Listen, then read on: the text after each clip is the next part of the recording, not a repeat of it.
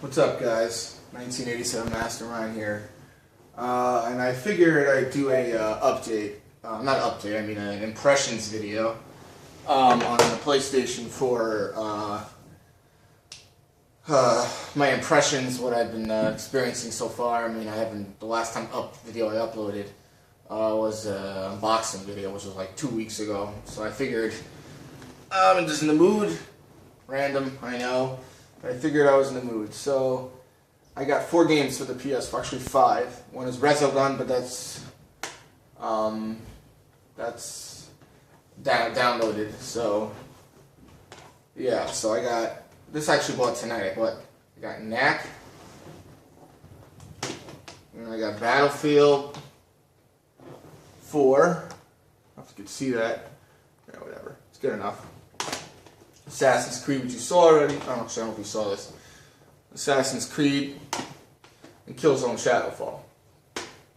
Now, before I get to those games, I mean, I guess I could talk about the interface. The interface is so much better. First of all, the load screen. I mean, the time that it takes to load these games is so much quicker than it is on the PlayStation 3.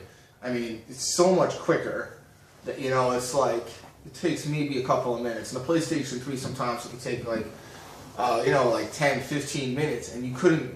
And also, a really awesome thing is that you could multitask. You could be playing Knack, and then you could, I wish I could show you this. I need a good camera, but you could be playing Knack. You could press the PS button on the controller, right? And it'll take you out to the home screen, and you could you could party chat, you could talk to your friends, you could look at your trophies, do other things on the PlayStation 4. However, if you want to open up another application, say like obviously another game or Netflix or something like that, you're going to have to close that other application. So let's say you're in the middle of Battlefield 4 and you want to go to Netflix, you have to first close Battlefield in order to go to Netflix. Also, I would say one negative about the PlayStation 4 is that you can't. What was I going to say? Yeah, they don't have dynamic themes like they do on the PS3. And you can't really. I'm sure they'll patch that up and give us an update and stuff like that. But pretty much you can't. You can't do that. You can't. It's only one of those the wavy theme. I don't know if you guys saw that on pretty sure like 5 billion videos on the interface. But everything is so snap quick. It's so fast. I love the fact that you can do more than one thing at once. And the fact that you could play the game while it's downloading, I think it's really cool. It's so much faster. And definitely the graphics have been noticeable, obviously. It just feels like different, smoother. Obviously, you could tell that 60 frames thing. You could tell that it's 1080p. And you could tell, that there's not... A lot of games that I noticed on the PlayStation 3 has a lot of pop-ins. Like, the textures load in, and you could tell that, there's some problems. I mean, it's not perfect on PS3, but you could tell the detail. Everything is so much more detailed and more realistic, and there's barely any pop-ins, and everything from so close up looks real. And a lot of times on the PS3, when you looked at it close up, it looked like, Nintendo 64 graphics, and it wasn't detailed. Definitely the updated memory and the GPU, the DDR5 and PC like tech. Architecture really helps, and you can definitely notice a difference with the graphics. I mean, Killzone looks sick. I mean, the graphics are so realistic. I mean, it's like almost like the facial animations are almost photorealistic, and that's awesome. I mean, obviously, I think Battlefield has some. I mean, it's not totally perfect, but it's so much. You can tell and obviously as they learn the architecture, these games are going to start looking unbelievable. I can't wait to see what the future is going to hold. Imagine another Skyrim game, another, let's say, a Fallout game or whatever. It's going to be sick. So let's talk about the games. Assassin's Creed by far is my favorite launch game because this is for sure one of the best Assassin's Creed games that was made besides Assassin's Creed 2, obviously, which was my favorite. So let's talk about Assassin's Creed 2. I love the fact that it's not, it's like 1 minute you're on, there's so much to do. You harpooning, you could kill, animals, and you could hunt, and it's like, it's not your typical Assassin's Creed game where you're always like in a town and on rooftops and assassinating people. Yeah, you have that in the game, but it's a lot. A good portion of the is obviously pirate gameplay with the ships, with being a captain of the ship, and they implement it really well. It was really fun. I was really surprised. They really made it much better than they did in Assassin's Creed 3, and they don't have Desmond Miles, and the modern time is not as annoying and as distracting as it was in previous Assassin's Creed games. So yeah, they did an unbelievable job. Haven't finished the game yet. I haven't finished any of the games. I don't have as much time as I used to, obviously, being married and all. So it's hard, but I think I almost finished the campaign of Killzone Chapter 8, so there's not much really left for that. I should be finished that game pretty soon, and I gotta try to finish these games. I've just been playing a little bit of everything, so I shouldn't finish it all. And there's nothing really coming out until January, February.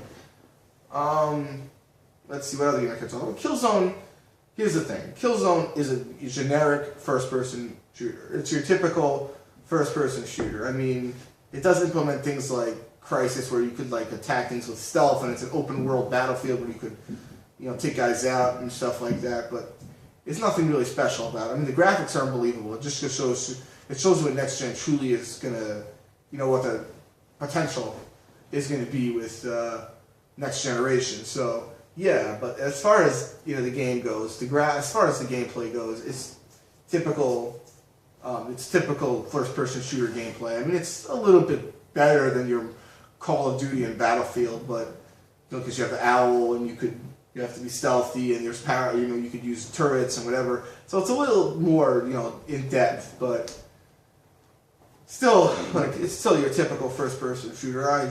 I'm playing Knack right now, and Knack, yeah, it's a nice beat 'em up, platformer. It's pretty good, I only played like maybe a half hour of the game, so obviously I don't really know, but it's pretty good. It's not as bad as the critics, say it is, so I really think it's not that terrible.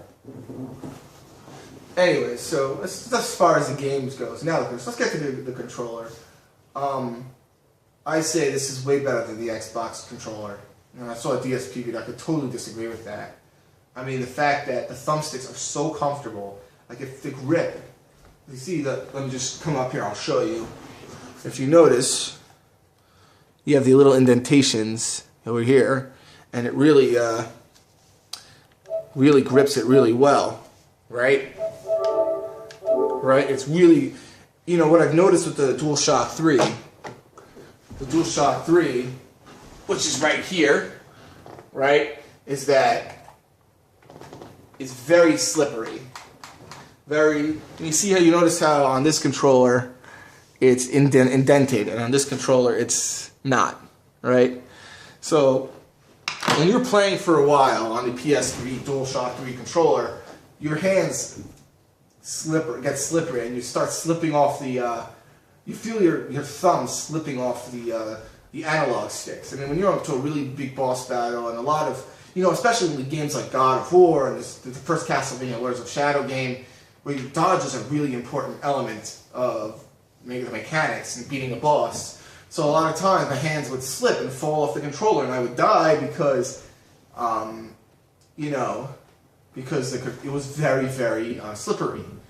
Now, if you notice, everybody's talked about this, and also if you notice, it feels more like triggers, like the Xbox 360 controller. You notice that, right? Look. And it feels more natural when you're doing a first-person shooter. It's so much more comfortable. It fits in your thumb, like this, see?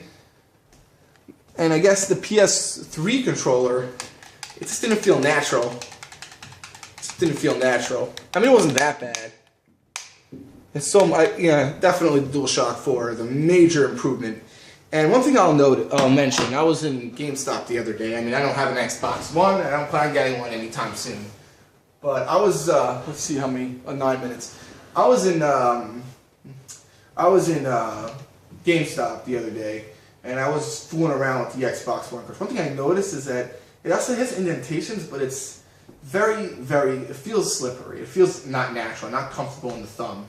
Whereas the PS4 controller, DualShock 4, it's much more, the grip feels natural and everything else. I mean, they really, really did an amazing job with the controller. That's one of the, I think, the biggest improvements of this between the PlayStation 3 and the PlayStation 4. So, yeah, I guess that's my mini impressions of my experience with the next generation of gaming. Was I only purchased the PlayStation 4 because I'm not rich and I can't afford to pay over $1,000 on 2 consoles and buy who knows how many games.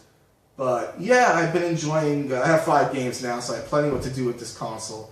And yeah, I've been really enjoying the PlayStation 4, so, you know, I hope that was informative. Now, let me say this. Is it worth going out there and buying a PlayStation 4 at launch? Unless you're a crazy addicted fan and you really have to have it, then yeah, you have some games to play. But to pay $400, I think it's worth the wait. I think it's worth it to wait till the big guns start being released, like a year or two. Wait till like March, until they start, Uncharted will come out, and the infamous Second Son's gonna come out, and some other games, third-party games are gonna start coming out, like The Witcher and Watch Dogs. That's when you really should start thinking about, hey, maybe I should purchase one of the 2 consoles. And as far as which consoles, I can't really say about the Xbox One, but I don't know. I just don't want to Kinect in a way. It's just annoying. I know people say, oh, it's responsive and everything, but yeah. Anyways, I'm not going to ramble on and waste your guys' time because you don't have patience to sit there for a 30 million minute video. So I hope this was informative to you guys. I hope you guys enjoyed. This is my PS4 impressions. And yeah, I hope you guys have a happy holidays and enjoy. Take care, guys.